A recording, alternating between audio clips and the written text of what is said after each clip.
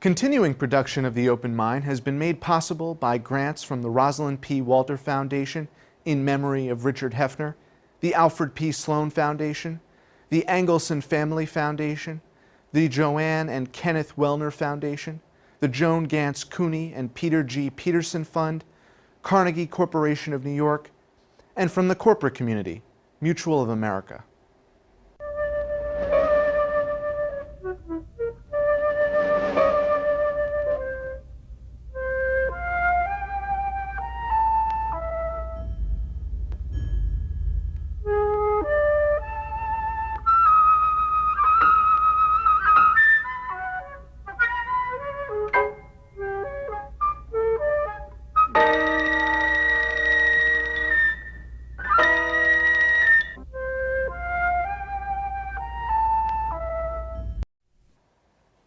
I'm Alexander Heffner, your host on The Open Mind.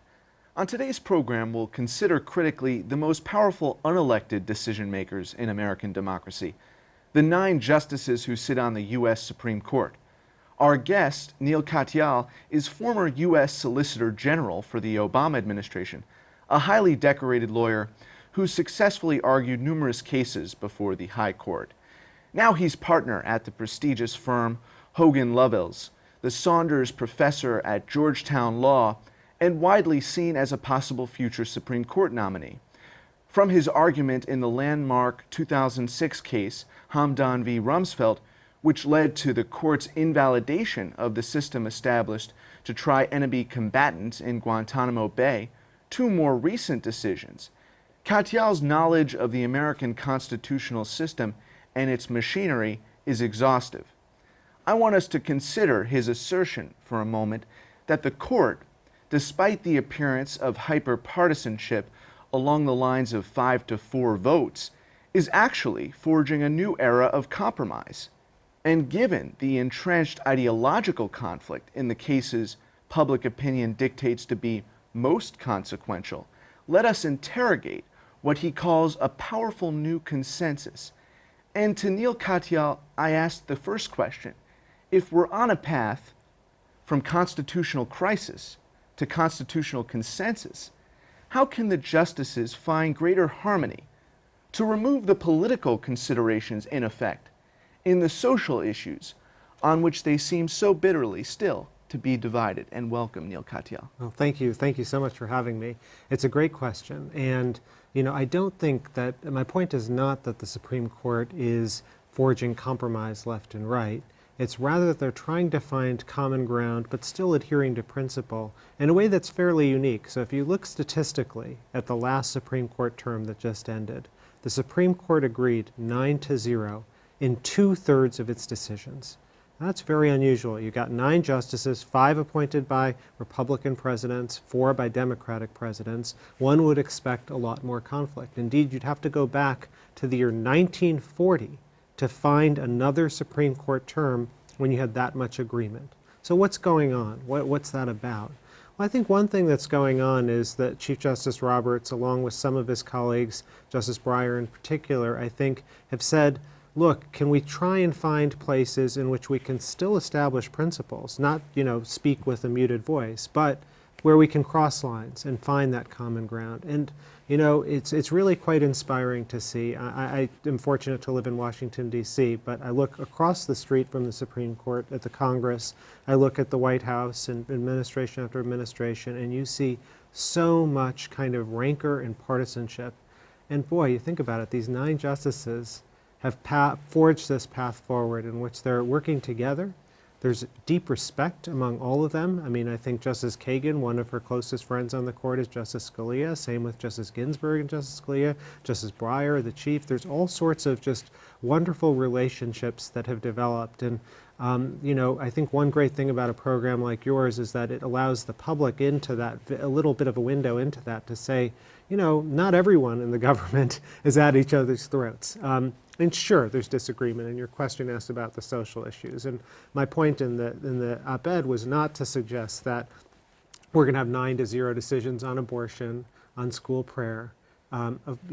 Where those are things in which justices have very strong views, and indeed they get nominated by presidents for those views. It's not a surprise that President Clinton put Justice Ginsburg on the court, who is pro-choice, and it's not a surprise that Republican presidents have put some pro-life justices on the court. Elections have consequences, and I don't think any of us wants the Supreme Court to be so compromise-driven that they start to backtrack from who they are fundamentally. They each stand for a certain view, a certain vision, and yet at the same time, if they can find places to agree, they should. And let me just give you one very concrete example of that, which is the cell phone case, the cell phone privacy case that the Supreme Court decided just a few months ago.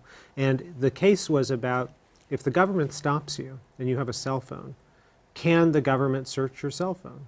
Well, there had been an old Supreme Court case that said if you stopped, and you have a crumpled up cigarette container and there was heroin in it, yes, they can open it up and look and see what's inside. And the Supreme Court said, yeah, that search is okay. Well, here 9 justices all joined this opinion that said, nope, not in this age, because your cell phone now with a smartphone is really unlike that cigarette case. It may have, your romantic relationships, it has your health information, your financial information, so much stuff. And they said, the law, the world has changed, and we, the Supreme Court, need to change with it. 9-0. The justices on the left and right, the most law enforcement justices, the most pro-defendant justices, all coming together to write a powerful opinion in favor of criminal defendants. Very striking. I mean, you point out that a cell phone or a smartphone is a passport to so much information about that particular constituent or constituency. But what you're describing as an example of a case where they were able to forge compromise is one in which there was a bit of the humanity of 2014 or 15 or 16 and beyond, the real life circumstances. And does that give more credibility to the living Constitution argument as opposed to a strict constructionist argument? So there are kind of 2 classic views of the Constitution. One is, I think, espoused well by Justice Scalia, the strict construction. The Constitution means what it meant in 1787, or if it's a later amendment like the Equal Protection Clause enacted in 1868, it means what it meant in 1868, that they have pretty fixed meanings. And there is this other view, which I don't actually think there's any strong adherence on the court to now, but Justice Marshall, Thurgood Marshall, was a strong believer in this idea of a living constitution, that it evolves and changes over the times. And I think, the problem with both camps is there are different clauses in the Constitution, and they mean very different things. So the phrase in the Eighth Amendment, cruel and unusual punishment, well, by definition, unusual is going to be different. I mean, I don't think we're going to play by 1787 rules on cruel and unusual punishment. Tarring and feathering, quartering, all these things may have been not unusual then, and therefore not unconstitutional then. But now, in this day and age, if a state decided to implement the death penalty through one of these very horrific means, I think almost everyone on the court, maybe everyone, would say that's a violation of the Eighth Amendment, that it's cruel and unusual. By contrast, other clauses in the Constitution have a very fixed meaning. The president shall be, you have to be 35 to run for president. That means 35. There are some clever scholars who said, well, 35 life expectancy in 1787 is different than now, but I think the founders gave us a very strong textual clue that they want that to mean the same thing. 35 is always 35. And then there are clauses that, fall in different places. And one of the wonderful, robust debates on the court right now is which clauses fall where. And so with cell phone privacy, it's unreasonable searches and seizures. That's the language of the Fourth Amendment. Well, unreasonable really does move with the times. Our James Madison could not have imagined a smartphone. It just was so outside of his realm of comprehension. But he did know what an unreasonable search looked like.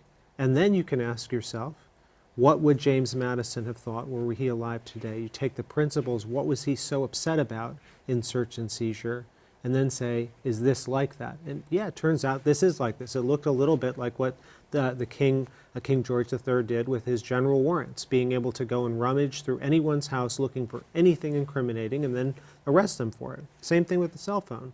If I look at your cell phone, we'll find some good stuff on there. And the Republican-appointed justices, they don't apply this logic to the Second Amendment, for example. And I want you to get into the weeds of why textually that, they're forbidden from doing that, or according to their logic. Right. Well, so, I think you have problems on both sides, which you have constitutional methodology that is espoused, and then you have substantive commitments on policy issues, and that some justices have. That are sometimes unbending. Yes, and sometimes on both sides. I don't think it's just a conservative problem.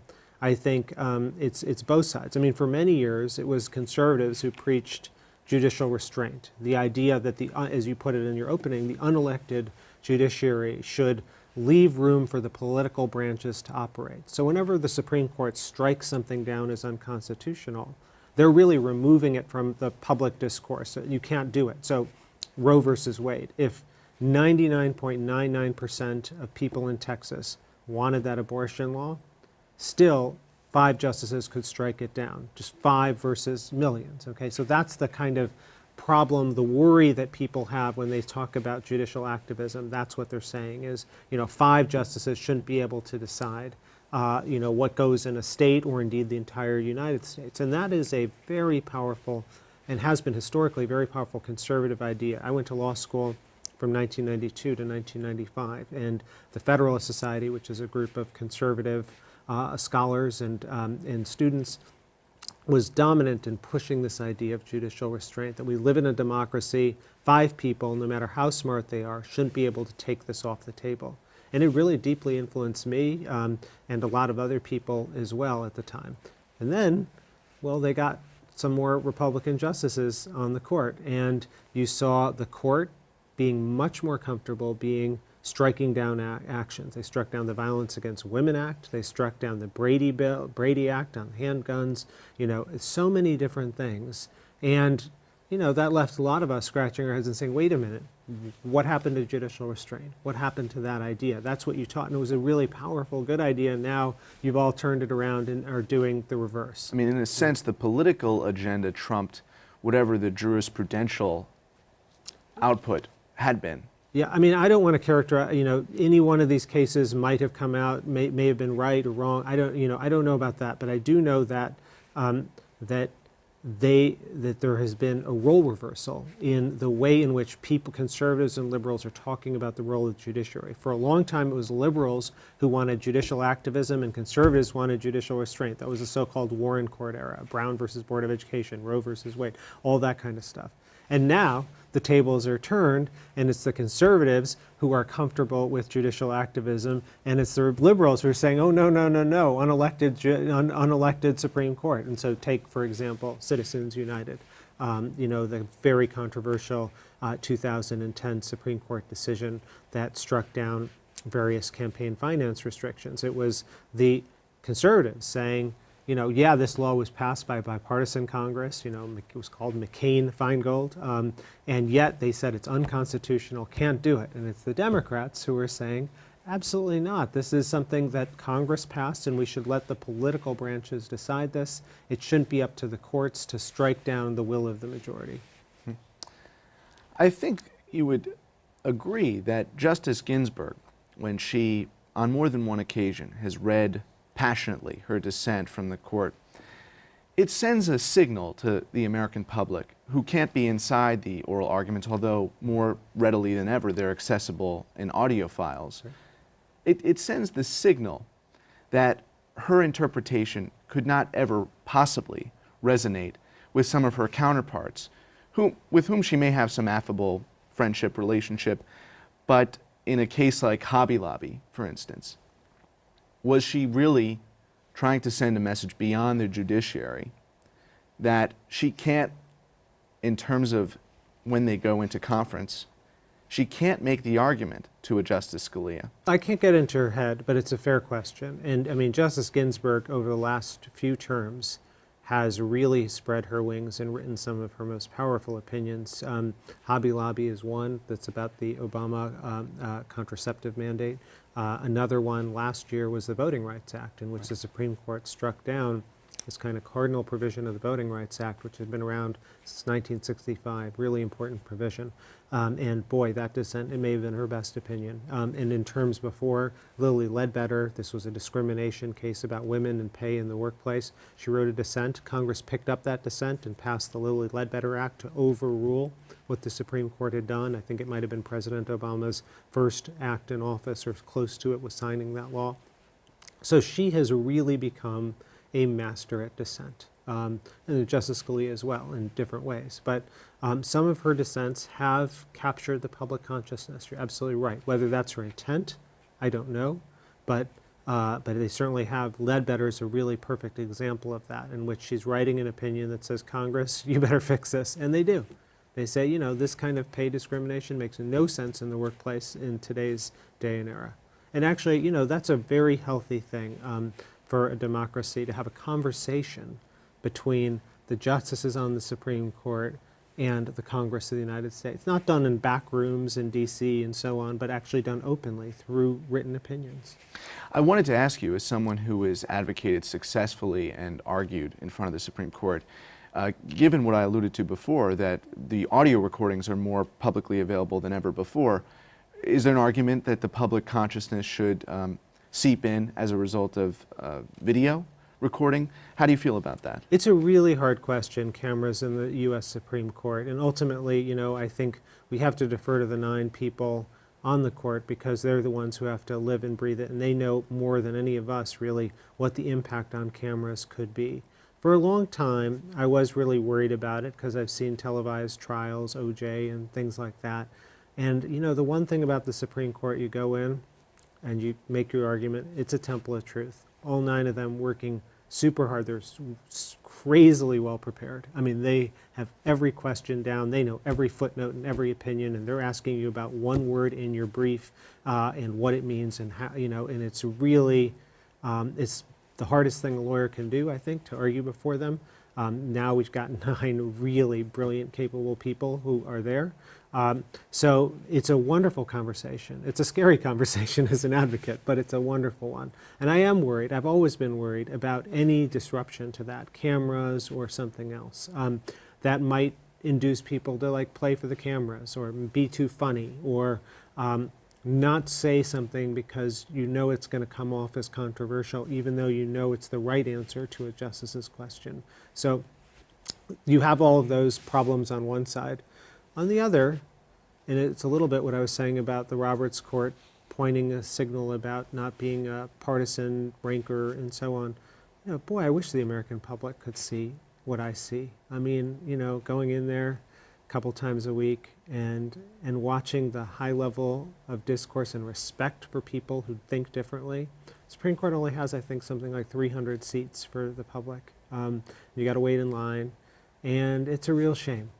Because it's one of, maybe it's the most inspiring thing I've seen in government, is sitting there and watching them case after case. Some of them are really exciting, abortion or something like that. Some are really, really dry and technical, you know, Section 142A of the Bankruptcy Act. But they give every case serious attention. They give every case they give every one of their colleagues the respect and the discourse, and it's great. And so, you know, ultimately, I think cameras, you know, my personal view is that I think cameras should come in for that reason. I've just recently come to that view, but I see the costs too. What are the mechanisms through which they can really break through the ideological gridlock that we talked about? Yeah. So I think there's a couple of things. I mean, one is the Supreme Court really does have a tradition that, and I don't know how far back it goes, but it goes pretty far back, in which when they walk into their conference where they decide to vote on how they're going to vote, you know, every justice shakes each other's hand first. That's the first thing. It's a lot of handshakes, 9 factorial, whatever it is. And then they sit and they speak, and each of them speaks once before anyone can speak twice. And it's highly structured. And I think that kind of structure yields, I think, a more powerful ability to listen and hear each other and engage with one another. So that's one thing. Then another is, who are we putting on the Supreme Court? Well, you know, we've put on, for example, John Roberts and Elena Kagan. two people who I think were extremely well known for their ability to reach across and to really engage the other side. And sure, they both have very strong substantive views on certain things, but boy, they really listen and argue with and respect the other side. And I think if we put people on like that, we're going to get a little bit more of that consensus. Again, you're not going to see it in every case. It's not going to be in school prayer and abortion and the like, but it's going to be in more of the cases than it has been in the last 20, 30 years. Because you can't ever totally remove the political dimension, is what you're saying. Yeah. But you can move toward a universe in which decisions will have greater consensus. Absolutely. And, and to be fair to the court, I don't think they ever think that they're voting on political lines. I think they do think their substantive view of the Constitution is one way or another.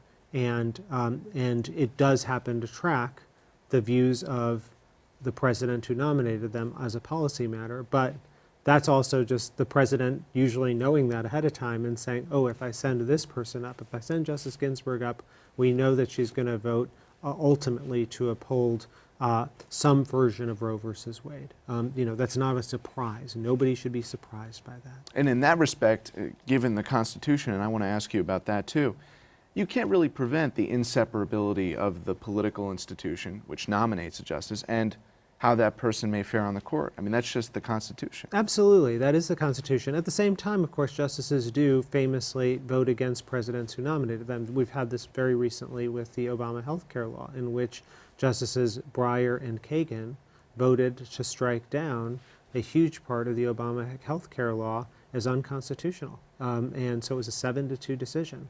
And so, Justice Kagan, just appointed by President Obama a few months earlier, and votes to strike it down. Is the Constitution still a work in progress? Sure. I mean, I think our founders, and I really do think every American should read the Constitution. I think it is the most incisive document, certainly that I've ever read, in terms of really thinking through some things. One of the things they thought out was, look, we're not the smartest people for all time. We might make mistakes. So let's put something in the Constitution itself in the form of Article 5 to allow for it to be amended. And they set out different paths to doing that. And of course, it hasn't been kicked in a lot, but it has been kicked in sometimes, and the amendment process, and 27 times. And that's a really, I think, was wise on their part. It obviously leads to an evolution. So the Constitution itself, what was enacted, didn't have a free speech clause or freedom of religion or freedom of press or the Second Amendment on guns or the Eighth Amendment on cruel and unusual punishment. That all happened 4 years later with the Bill of Rights. And of course, it didn't have any equal protection guarantee. That happened after the Civil War in 1868. And any number of other changes that have happened over the years, 16th Amendment income tax, people don't like that one.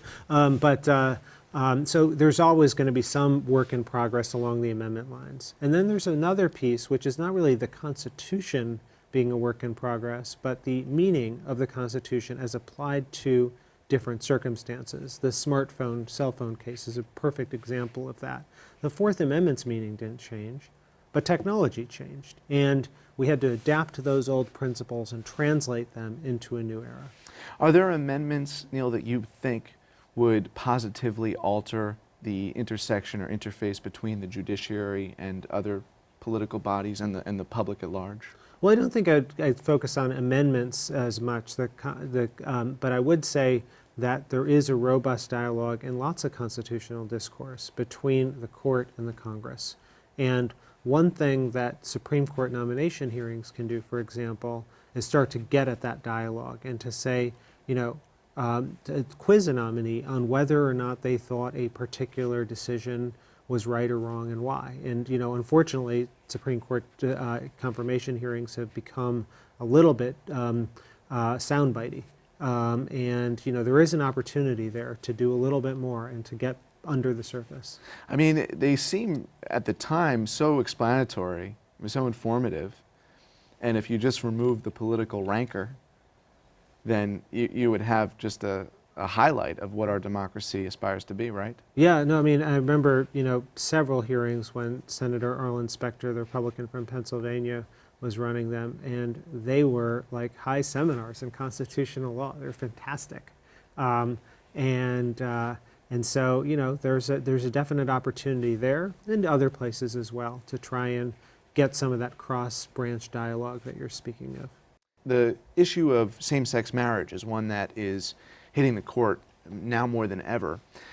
Do you see a path for compromise or consensus in how the court may ultimately definitively judge gay marriage? So I'm representing the challengers to the Utah law that restricts marriage to only opposite-sex couples. So I have some views on this, but your viewers should know that you know, I'm a lawyer in one of the cases.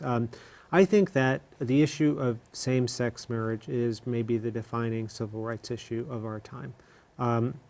You know, and it's heartbreaking when you hear story after story of person who gets married. They may have even had children in one state in which allows same-sex marriage, and they can't move jobs to another state. They may not even be able to travel to that state on vacation because they might not have all of the different sets of rights about partner care or children's care and so on. It's a really horrible limbo setting that people find themselves in right now. And I think, you know, this is a very good example of where it's not partisan. Who's the person on the Supreme Court who has, you know, so eloquently stood for the rights of gay and lesbian Americans for a long time, since 1996, since, you know, at a time when a lot of other people, including President Clinton, were signing things like the Defense of Marriage Act. A guy named Anthony Kennedy, nominated to the Supreme Court by President Reagan, but has spoken so powerfully and movingly. He's changed the conversation about how we think about this issue. I don't think even 15 years ago anyone would have thought we'd be in a situation where so many states have recognized gay marriage, and yet that's where we are. Neal Katyal, thank you so much for being here on The Open Mind. Thank you. And thanks to you in the audience. I hope you join us again next time for a thoughtful excursion into the world of ideas. Until then, keep an open mind. Please visit the Open Mind website at 13.org/openmind to view this program online or to access over 1,500 other Open Mind interviews. And check us out on Twitter and Facebook at Open Mind TV for updates on future programming.